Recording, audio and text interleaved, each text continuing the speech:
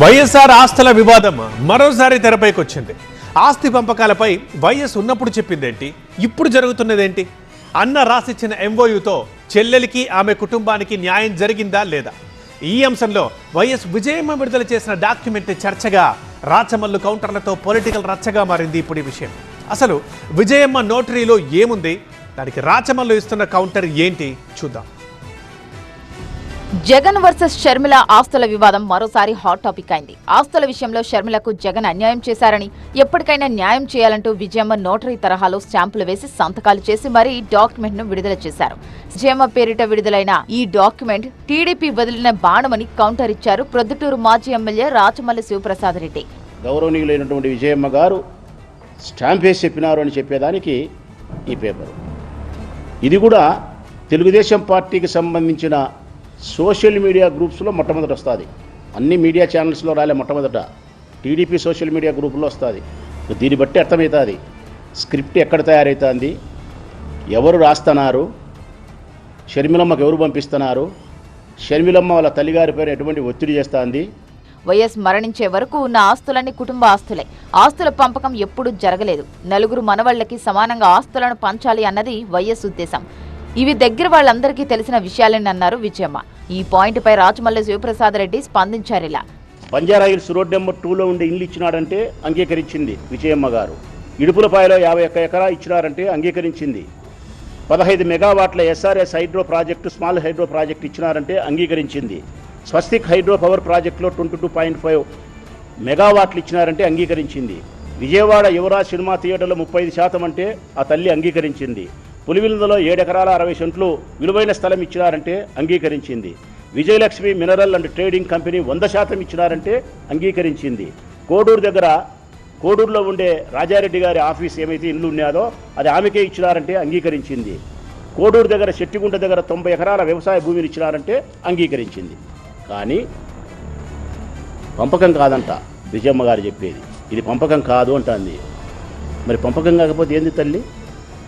తమాషగా ఉగాదికి ఒకటి, సంక్రాంతికి ఒకటి, క్రిస్మస్కి ఒకటి, పండగకు పబ్బానికి తమాషగా ఆమెకి ఇచ్చిన ఆస్తుల తల్లివి. అదే సందర్భంలోనే మరొక మాట కూడా మాట్లాడినారు. షర్మిలమ్మకి ఇచ్చినట్లే జగన్మోహన్ రెడ్డి గారికి కూడా ఇచ్చినారు అని చెప్పినారు. నిన్న మేము కూడా చెప్పినాం కదమ్మా, నిన్న మేము చెప్పినాం. రాజశేఖర రెడ్డి గారికి ఉండబడిన ఆస్తులను సమానంగా షర్మిలమ్మకు పంచినారు, జగన్మోహన్ రెడ్డి గారికి పంచినారు. వైఎస్ ఆస్తుల పంపకాలు జరిగిన వివరాలు వెల్లడించారు రాచమల్లి శివప్రసాద్. అంతేకాదు కూతురికి కుమారుడికి సమంగా పంపాలన్న పాయింట్ ను టచ్ చేశారు ఆయన. తండ్రి ఆస్తిని బిడ్డకు కొడుకు సమానంగా పంచిన దాఖలాలు లేవు. నెంబర్ 1 ఇక్కడ పంచినారు. ఇక్కడ పంచడానికి ముఖ్య కారణం రాజశేఖర రెడ్డికి బిడ్డల మీద ఉండే ప్రేమ, మంచి హృదయం. సంతోషం, స్వాగతించడం. కానీ తండ్రి ఇచ్చినప్పటికీ కొడుకు అంగీకరించడం గొప్పనా కాదా? రాజశేఖర రెడ్డి అన్న కంటే జగన్ గొప్ప సంగతి. కానీ వారి ఇరువురి కంటే గొప్ప సంగతి భారతం అంగీకరించింది చూడి. ఇది ఇంకా గొప్ప సంగతి. తన భర్త యొక్క మనస్తత్వాన్ని, ప్రేమను అంగీకరించి గౌరవప్రదంగా ఆడబిడ్డకిస్తే అంగీకరించింది. ఆడికి ఆస్తుల కథ అయిపోయింది. ఆస్తుల కథ పంపకాలు జరగలేదంటున్నారు విజయమ్మ. సమంగా పంపకాలు జరిగాయన్నారు రాచమల్లు. షర్మిలకు ఇచ్చానని చెప్తున్న డబ్బు డివిడెండ్ మాత్రమేనన్న విజయమ్మ వాదనకు మరో కౌంటర్ ఇచ్చారు రాచమల్లు. రాజశేఖర రెడ్డి గారి యొక్క ఆస్తుల పంపకం జరిగింది ఇద్దరికి.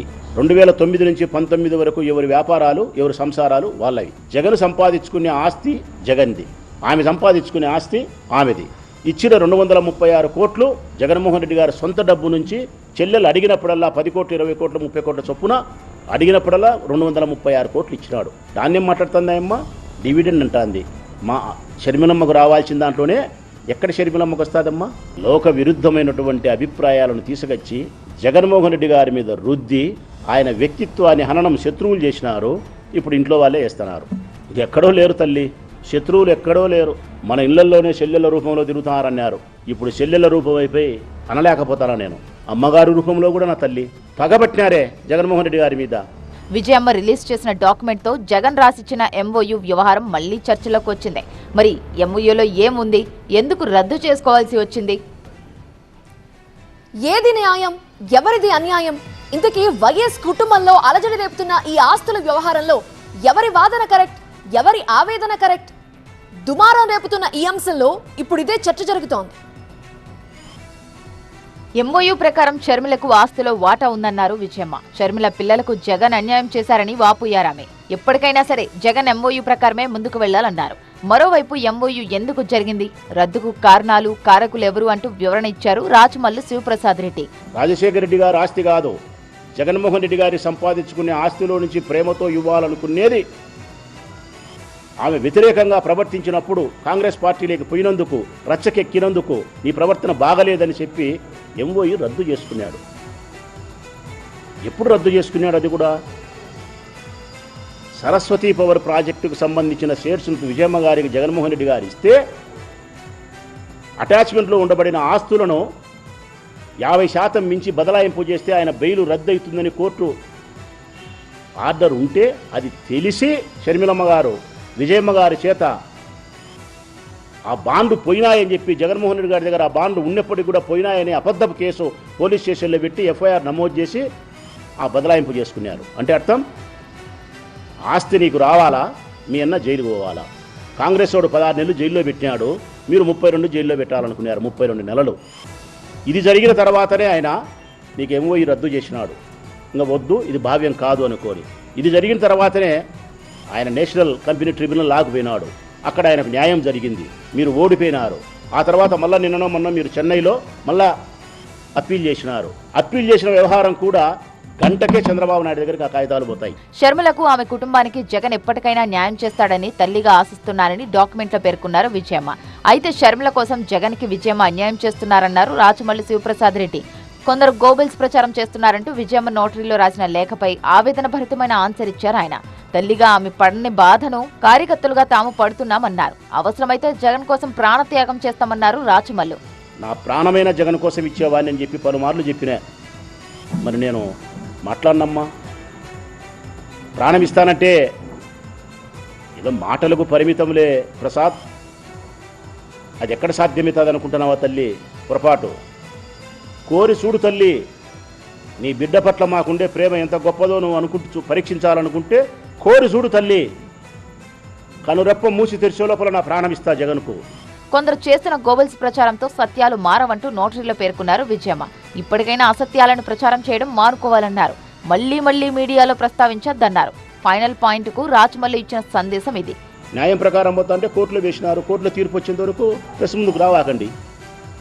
లేదు సమాజ ధర్మం ప్రకారం అయితే కనుక నువ్వే తల్లివే పెద్ద మనిషివి, కూర్చోబెట్టి మాట్లాడి కొడుకు ఏదైనా ఇస్తే ఇప్పించుకొనిచ్చి బిడ్డను శత్రువుల ఇంటి దగ్గరికి పోకుండా, శత్రువుల పార్టీలు ఉండకుండా, అన్నను బదారికి ఇడ్చకుండా అది ఏమి కట్టడి చేయాలనో చేయి తల్లి. సమాజ ధర్మం ప్రకారం వస్తే జగన్మోహన్ రెడ్డి సంసిద్ధమే, లేదు న్యాయస్థానం ప్రకారం పోతే ఆయన సంసిద్ధమే.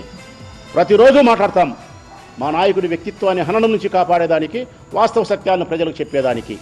ఆస్తులు, పంపకాలు, ఎంఓయూలకు సంబంధించిన అంశాలు ఇటు విజయమ్మ నోటరీలో, అటు శివప్రసాద్ మాటల్లోనూ అన్యాయాలు, ఆవేదనలు క్లియర్ గా కనిపిస్తున్నాయి, వినిపిస్తున్నాయి. ఇప్పటికిది సంగతి. ఇక వాట్ నెక్స్ట్? రియాక్షన్స్, కౌంటర్, మరింత రీసౌండ్ ఇవ్వనున్నాయా అనే చర్చ సాగుతోంది.